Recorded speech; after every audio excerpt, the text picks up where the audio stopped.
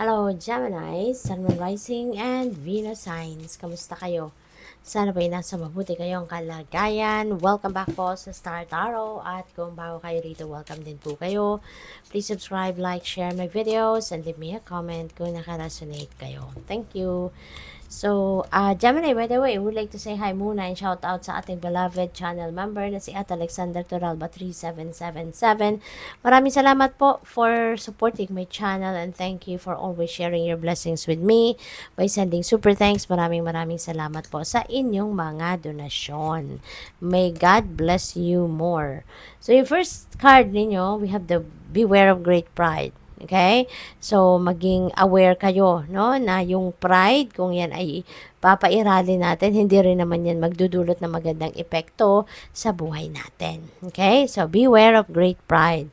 At mas magandang humble tayo, mas magandang magpapakumbaba tayo. Diba? So, we have major challenge to overcome. Ayan. So, baka meron ditong challenging situation that may arise, no?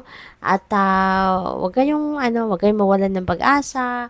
Maging positibo lang kayo kasi alalahanin ninyo na kahit gaano man kabigat ang problema, kahit anumang kalaki, no, yung problema na sumalubong sa inyo, kayang-kaya ninyong solusyonan yan because hindi naman ibibigay sa inyo ang isang problema na hindi ninyo kayang i-manage, na hindi nyo kayang hanapan ng solusyon.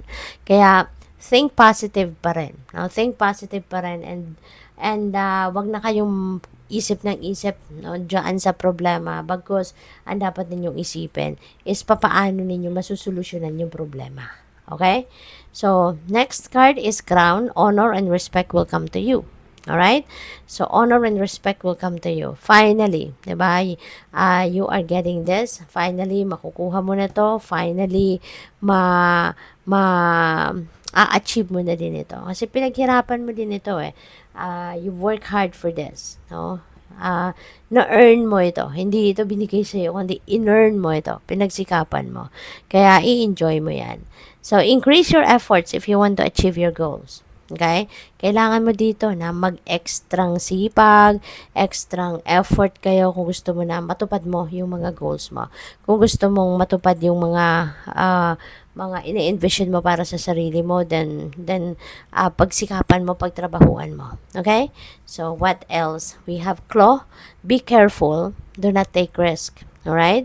Be careful, do not take risk. Kasi hindi ito yung time para gawin yan. Now is not the time to take a chance on something. Stay put ka lang muna. Okay? Off timing pa. Stay put ka lang muna kung ano man yung ginagawa mo ngayon, no, diyan ka lang muna. Huwag ka muna magsimula ng kung anumang bagong sitwasyon. Okay? So, what else? We have sunrise, new creative ideas, new ventures, a fresh start. Ayan. So, maaari na ang mga ito. Matagal mo na din itong plinano, baka planado mo na to, you were just waiting for the perfect timing, you were just waiting for the right timing siguro for this. Kaya merong mga bagong ideas dito na makakamit kayo, meron kayong mga bagong sisimulang mga ganap, no? Siguro mga dumating na yung mga hinahangad din yung opportunity, 'di ba? Para makapag-put up kayo ng sarili ninyong venture, sarili ninyong negosyo. Yung mga ganun ba? Kasi feeling ko dito matagal mo ng plinano na gusto mong magkaroon ng mga ganito. You were just waiting for the right time. No? And maaari no na alam ninyo na ngayon ang right time para dito. This could not be hindi ito si yung kailangan mong mag-take risk, no? Maaring ito, mo na to, gamay mo na to. Sanay na sanay ka na dito. Maaring dati mo nang mga ginagawa ang ganito, pero gusto mo lang siguro na mag-expand. Gusto mo lang siguro na dagdagan pa. 'Di ba? Kung ano man ang dati mong ginagawa. So, what else? We have rooster, an arrogant, boastful person you should not cross. So, this could be anyone, no? Someone na arrogante, mayabang, 'di ba? Ito yung taong parang mabubwisit ka, maiinis ka sa kanya, yung ganon. Kaya as much as possible, dead ka na lang diyan. Okay? Huwag mo nang pansinin yan. So, we also have pig. Beware of greed. Okay? Mas maganda kasi na nagsishare. Diba?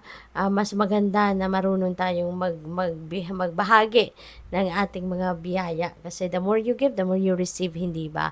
Lalo-lalo na kung binibigay mo yan ng buong puso.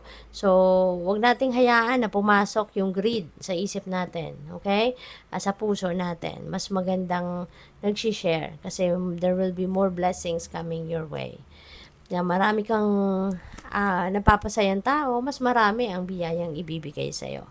So, we have bear, danger, especially in money matters. Okay? So, mag-iingat din kayo sa paggastos. Kailangan ninyo rito na maging disiplinado, no, pagdating sa inyong kapirahang aspeto.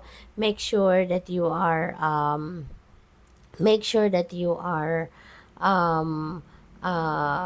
ang tawag dito, yung aware ka, no? You need to be aware sa ano mo, ginagastos mo, sa in and out ng pera mo. So, dapat aware ka. Okay? Para alam mo kung kailan ka gagastos, magkano pang pwede mong gastusin.